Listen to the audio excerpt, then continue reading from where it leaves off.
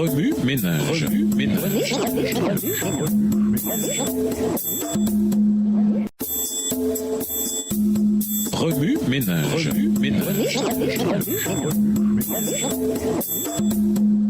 Bienvenue dans votre émission. Remue ménage. Nous voilà à la leçon de jeudi. Évangélisation rapide ou service à long terme. Lisons 1 Pierre 2, le verset 12. 1 Pierre 2, verset 12. Ayant au milieu des païens une bonne conduite, afin que, là même où ils vous calomnient, comme si vous étiez des malfaiteurs, il remarque vos bonnes œuvres et glorifie Dieu au jour où il les visitera. Dans les cercles chrétiens évangéliques, il existe une pratique qui remonte au réveil sous la tente, au XXe siècle.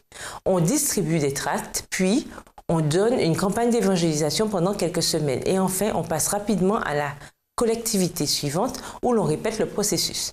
Bien que cette approche ait indubitablement conduit les gens à Dieu, il faut reconnaître qu'elle entraîne une quantité irresponsable de ressources.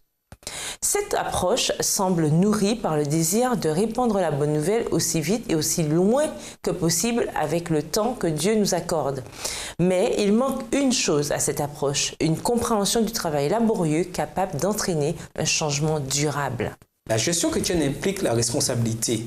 Les géants de Dieu ont la responsabilité de refléter leur maître sur la terre, de sorte que ceux qui verront leur joie, leur amour, leur humilité et leur respect d'autrui voudront en découvrir la source. Il est essentiel que les gérants comprennent l'environnement dans lequel ils habitent pour tenir un type d'évangélisation approprié au temps et au lieu. L'idée de tenir une campagne d'évangélisation de 3 semaines dans une collectivité est attrayante, certes, mais quel effet durable laisse-t-elle? Que se produirait-il si nous nous focalisions plutôt sur le long terme qui représente la réalité de cette vie?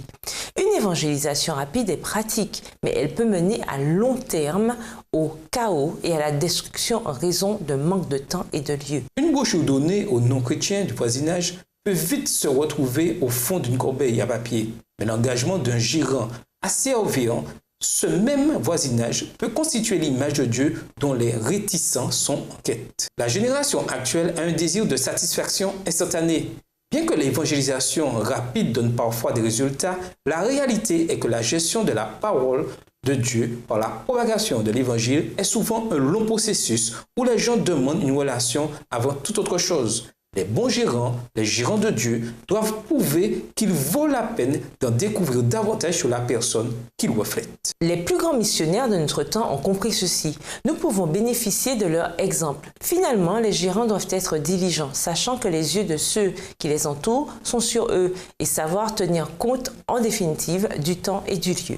Remue ménage, identifiez un groupe difficile à atteindre dans votre collectivité. Quelle nouvelle stratégie pourriez-vous utiliser dans cette approche à long terme pour répandre l'évangile? Évaluez les méthodes que votre église ou votre groupe de jeunes utilise dans le cadre de l'évangélisation. Fonctionne-t-elle? Qu'est-ce qui le prouve? Quelle méthode pourriez-vous utiliser? Au revoir. Et à demain si Dieu veut. Remue ménage.